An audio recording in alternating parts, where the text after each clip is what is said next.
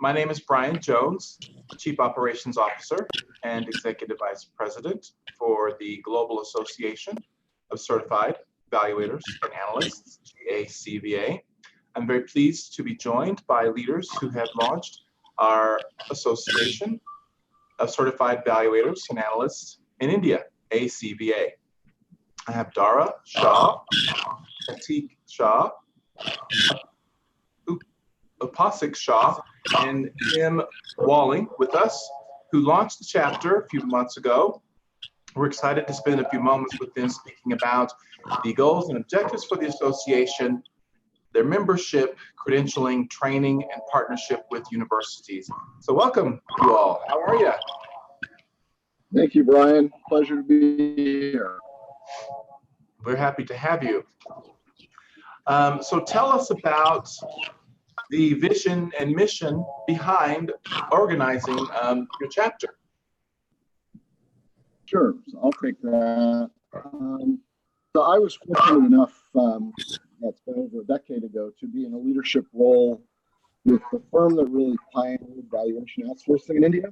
And so it gave me a chance to meet the principals here, Upasik and Pratik, as well as, really sort of get things started, see how that business was going, and then a chance to watch it over the course of the years and see how things were evolving, see the big four firms putting captives in there, for their own usage, other outsourcing firms growing up. And so as I was talking with Upasik and Pratik and others around the industry, one of the concerns was, yes?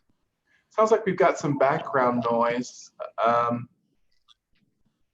Might be a little bit better now. Let's proceed. Sorry to interrupt. Okay. So one of the things that I was talking with some of the folks in the industry about was, okay, how do we sort of not go down the path that the US did, which was everyone started out in something else and kind of fell into valuation. How can you get valuation set up as an industry where people are, go to college, get a degree, and go into? And so that ultimately led us to realizing that we probably wanted to start something like this, to start the training, start the education process earlier. And then the India government jumped right in and set up this whole registered valuer regime, which Dara will talk about. And so this dovetailed in really well to what kind of our vision of where things were going, is to establish some good quality training and some industry fundamental basics that it could grow off. You spoke of working with the Indian government. What were some of the hurdles and objectives you had to achieve in moving forward? Well, Dara was closest to that, so I'll let her take that one. Yes. So this concept of registered valuer came in India about a year and a half back when the government introduced registered valuer rules. And based on that, if regulatory valuations had to be done for financial reporting and insolvency, an individual had to be a registered valuer, and they would be monitored by and be members of organizations called as registered valuer organizations. And so given our association with NACVA, and since this is something new even in India and the government, so they have tasked an organization called Insolvency and Bankruptcy Board of India, or IVBI, to monitor this. And so even they are keen to develop valuation, bring about standardization and transparency, and get international best practices in the profession of valuation in India. So that's how we started. So we started a process to become a registered valuer organization, and of course this was a long and rigorous process. So because there were multiple organizations in India, and a lot of them were in this process. So there was a panel which decided which organization could become an RVO. And of course, with that went, the whole setting up process, getting the board, getting the advisory council in place, having all the policies, forming the various committees as required. And, ultimately, due to our association with NACVA, and our support from our board advisors, we ultimately got through and became one of the RVOs in December of last year. And yeah, so and so we are the only RVO. So we also provide, besides of course the CVA training, we also provide training for registered valuer for financial and securities assets. So there's some amount of overlap in terms of curriculum, but there are some differences between these two courses. In terms of the registered valuer course, of course, is a mandated 50-hour program, but it covers a broad breadth of topics. So that would include, of course, the valuation topics, but it also includes a lot of regulations within India. So it touches upon a lot of topics, but because there isn't any prescribed material, it's up to individual RVOs to design the training or the training material and the delivery of that. And so because all of this is typically covered within 50 hours, it is possible that, depth in some of the topics might not be as much. So they might not be covered in as much depth. There are, of course, similarities in terms of, passing of an exam, doing the training, and having certain professional valuation professional experience requirements. So those are the similarities. However, something like what a CVA requires in terms of submitting a case study or a report would not be there in an RV. So yeah, broadly, that's how we started and how the scenario is right now. And this is still, developing the RV and the RVO process. It's a lot of work. You guys went through that. How long did it take? It took us about 5 to 6 months from the time we started this process to getting the approval. And we officially launched in April this year. Congratulations. We're When very pleased to have been conference, which Pasek will talk more about. Yeah, thank you. Well, certainly, Like, not shortly. Oh, go ahead, Jim. like many governmental processes, it's a lot of hurry up and wait. Things would happen, and questions come back, and you answer them, and then it's amazing how many different people were actually involved in the process from a governmental standpoint, which meant sometimes answering the same question 3, 4, or 5 times. But it was, to be fair, the government was still figuring this out, on their own as they were doing this. So part of what we did have the opportunity to do was provide some input into the design of the RV credential and the RVO process and things like that. And we obviously, we're talking with the NACVA and the GACVA about, okay, what are the things that we think we can put forward that will help the Indian government, frame this process the best way possible. So it's quite groundbreaking for historically in India, this an organization centered around valuation. It's a first for the country. Yes? I think it is. I think it was. I mean, Pasta, correct me if I'm wrong, but really this was sort of the first time that anything had been established that really set a regulatory framework around that. And maybe that's another difference between India and the U.S. is the U.S. is heading towards a regulatory framework, but we really don't have one yet. India has taken the step and put the regulatory framework in place already. So very, very impressive that you all were able to support that and lead it as well. But not shortly after establishing your chapter, you held a conference, which is ambitious, a lot of work, and quite successful, we understand. Tell us about that, and what was the the mission of that conference? What was your vision, and who attended, and what were some of the things you took away from that process? Hi, this is Vasak. Thanks, Brian, for bringing this topic. So obviously the conference was very ambitious since we just had 3 months to plan the conference from the date of getting the approval from the Indian government. Was it a one-day conference, or how long was it, and what were some of the topics you covered? So it was a day-long conference, and we covered a breadth of the topics related to Indian valuation.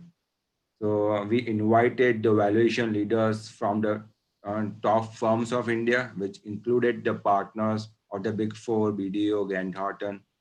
We also hosted Jim, who flew from US, and Sam Renwick from RNA Capital Advisors, who were part of the panel discussions and shared their vision on few of the topics which are pretty prominent in US. So it was more a combination of panel discussions touching the current topics, as well as training topics in the field of life science valuations, complex securities, perspective of a board member on evaluation. So, and then there were panel discussions on startup valuation, the recent regulation which Dara talked about, which was discussed by the Big Four partners, and so on. So it was attended by a variety of individuals across the spectrum of Indian valuation industry, right from partners of firms, managing directors. We also had college students who are pursuing MBA in finance who were interested to get a understanding of valuation. We also had CFOs from large corporate firms to get a perspective on what's going on. So it was attended by almost 200 plus individuals, so which makes it India's largest valuation conference. Your first and largest conference in Hindi. You guys are just breaking records right out the bat. That's awesome. And congratulations. So what are some of your other objectives for training? Yeah, so following the conference, we got many inquiries on when will ACVS sessions, as the delegates who attended the conference are very interested and keen to join ACVA as a member and get training from the industry leaders.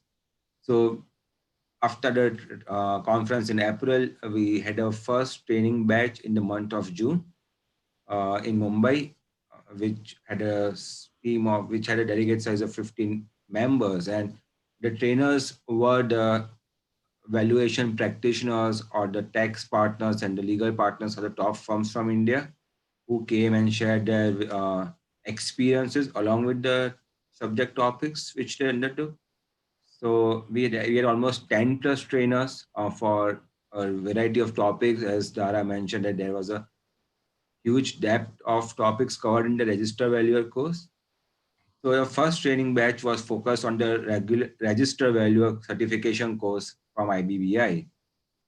Followed as a follow-up to this training, we would conduct a training for our certified valuation and analyst designation, which will be a 2 to 3 day training for all the register valuers to include the topics which are not part of the RV course. Okay. And we also plan to do a follow-up training in Ahmedabad starting July and August for register valuer and certified valuation analyst.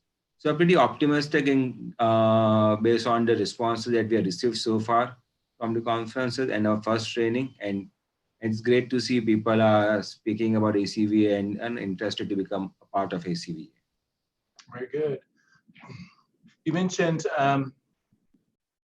tying your training to university students, MBAs, graduate level students. What are some of your goals you're hoping to achieve by doing that? So I will ask Pratik to answer that question since he's in discussion with a couple of universities in India. Okay. Yeah. Thank you, Pasak. Yeah. Hi, Brian. Thank you very much, for taking time to take this up. So in terms of, tie up with universities, I would like to first take a step back and see how we are looking at things. First, as I think Dara mentioned, Jim mentioned, it's basically we are starting, right from scratch, right? Even the government is starting to build this profession, build this RV stuff, the RVO stuff, and everything. So what we thought was that it will take some time to build, this kind of a structured environment for valuation profession. When we say structured environment, what you see in the US versus what you see in India, it's a huge gap. Now, what happens in that is that we might be looking at valuation professionals, we might be looking at people who are like chartered accountants and those kind of people. But one thing that we realized was that 2 to 3 years down the line, when we start looking at things from a high level perspective, we might not get the right talent to do the valuations, right? And when I say right talent, right talent would be, people who know about the valuation methods, valuation approaches, what are discounts and everything, right? So what we started thinking about, right, when we got this approval and everything, that how we can get into the roots of the system. And when we arranged the conference, our vision was very clear that we want to build an ecosystem and not just do, conference for the sake of doing it, right? There will be a lot of, firms or a lot of associations that would do, conferences by calling just leaders. So what we did, we called right from the top, we called partners, we called like people from US, we called, we invited CFOs, we invited from audit community, we invited people even from colleges. So we actually established an ecosystem over there. And that is, our primary vision. Now, when we thought about this, we thought that why don't we, start our discussions immediately with colleges, with good universities, So we got inquiries from few of the universities, but we have been very selective in our approach. We are not rushing towards it. We are trying to get into tier 1 and tier 2 colleges first, and see if we can get into that, who have like, maybe 3 or 4 good B schools in India. So we are trying to get in touch with them. The idea is to get CVA incorporated in their curriculums, and somewhere, basically replicating the model which NACVA is doing in US, taking everything right from, the CVA credentials, getting into the college curriculum, and then blending it together to ensure that, uh, to meet the demand that will rise after 2 to 3 years, we have the right talent, and that's where I think that we have the first mover advantage. Now, that said, it's a long task, and we are still discussing with a lot of colleges. We actually kind of denied one of the colleges to get this curriculum integrated in their MBA syllabus. But the idea is, yes, we are going to get into colleges. We have started our initial round of discussions with a lot of colleges, and the idea is to get to the roots of the system, so that, one, CVA gets, the kind of the primary valuation accreditation across top MBA colleges. And the way we are going to structure it, that we build the curriculum, and then we probably support them even in building conferences, or helping them in placements and everything. So the idea would be that, reaching out to Big Four, reaching out to firms like BDO, Grant Thornton, reaching out to colleges, and seeing, where we can actually help them to integrate the CVA course, and the individuals who complete their CVA, and get them to the right kind of profession that they will be looking at. At the end of the day, I will probably measure success of CVA for students if they get into right career and grow their grow their career with the right, education. So that's what we are starting to build. It might take like, a significant amount of time, but the idea is that, we'll go slow, but once we enter it, we'll just go full-fledged to ensure that students learn, they attend seminars, they attend webinars, and they also understand the perspective of how the valuations are done in different geographies, and then helping them to get into good firms, so that it becomes like an entire ecosystem or a chain of events for them. Good.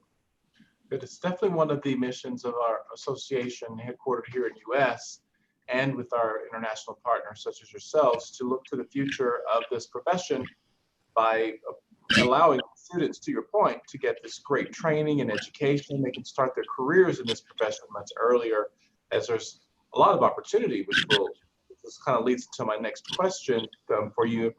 What are some of your thoughts on how the valuation industry will be impacted by your association? Yeah, I think that's absolutely true what you said before, Brian. Ultimately, as Pratik said, the goal is to get these people into the profession. In my mind, ultimately, what it becomes a pull. The CVA becomes recognized in a way that employers want people with that capability because they recognize what it brings to the table. But they aren't going to spend 6 or 8 or 12 months even training someone. They can hit the ground running and start being productive right away. And that obviously has a lot of implications for the practice in India on a going forward basis. I mean, we're establishing baseline trainings now for people to start going through to start to build this as an actual profession. You've seen a lot of growth occur in the industry on the outsourcing side, and now the recent wave has been more on the captive side for the larger firms, and it's created some real stresses in the system. There's a lot of battles for talent going on, so that's this is another way to help to alleviate that, help stabilize things a little more. But as that's grown through, I think the next wave is going to be the India domestic firms that will be growing, because there isn't a whole lot of India domestic valuation going on, but it's being required more and more. It's the same thing we've seen in the US with fair value. More and more requirements for valuation to be done.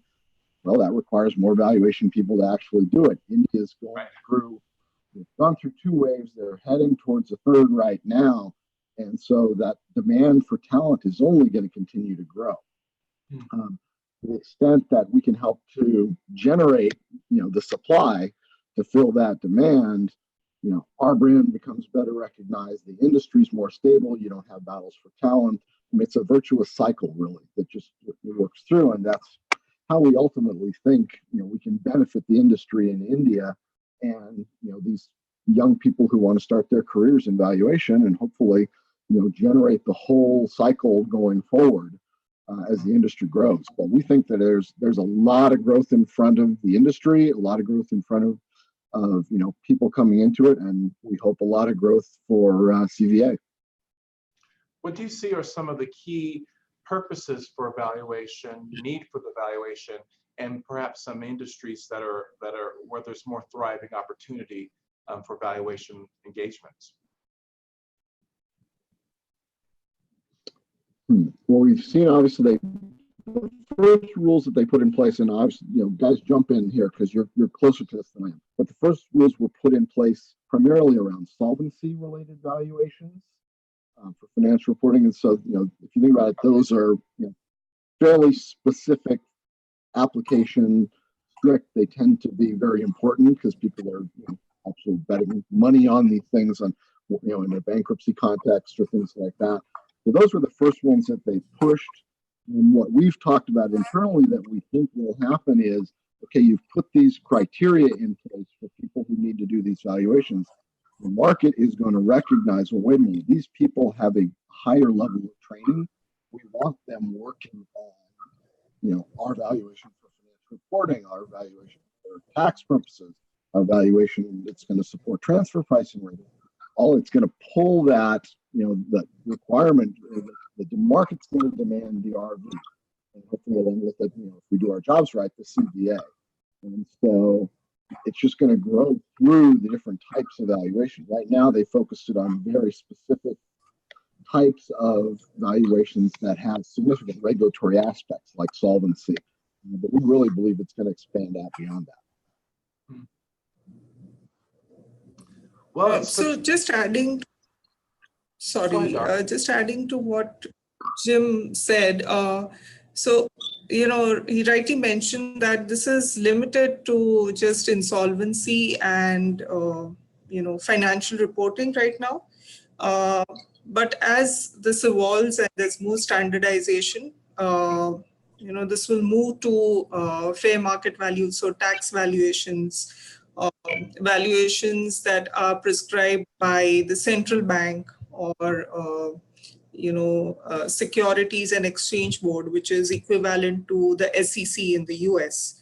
So all this will actually, the idea is that all this will eventually come under this ambit, and it will expand as the industry evolves. So, if the people, if the type of people who will enter the industry or will enter the profession will sort of influence it, and so maybe the college collaboration with colleges should help in this direction too. The valuation profession in India should evolve, and there should be people who have this type of training. Well, we're certainly very pleased that, oh, go ahead, were you gonna add a comment? Anyone?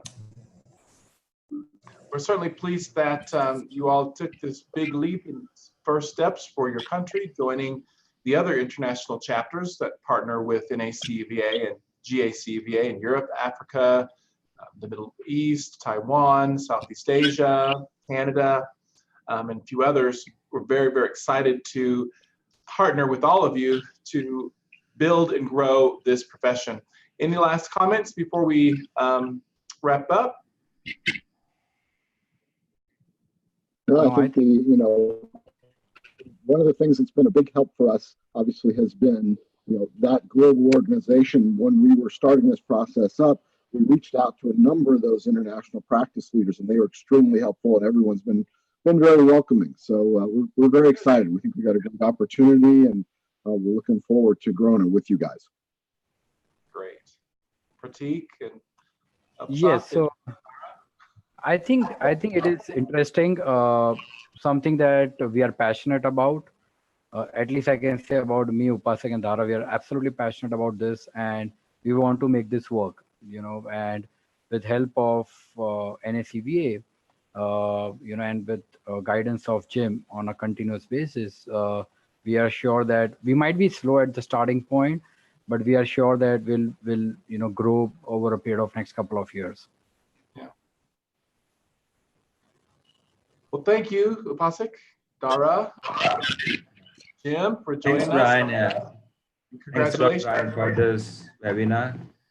Yeah, and thanks again. Congratulations on your successful start. For those of you who are interested in learning more about the chapter, you can visit globalcva.com.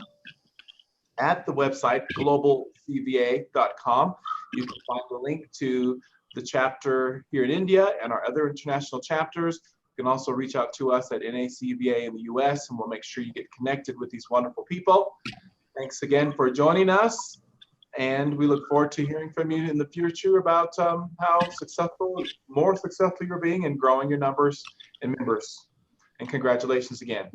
Oh, and also, both of you and Upasak, congratulations on being included in our 40 under 40 class. Thanks, Brian. What great accomplishments on top of everything else you're doing, that you've been recognized for your great work as young leading professionals helping to grow this industry globally. So congratulations. Thank you very much, Brian. All right. Till next time, we'll talk to you soon.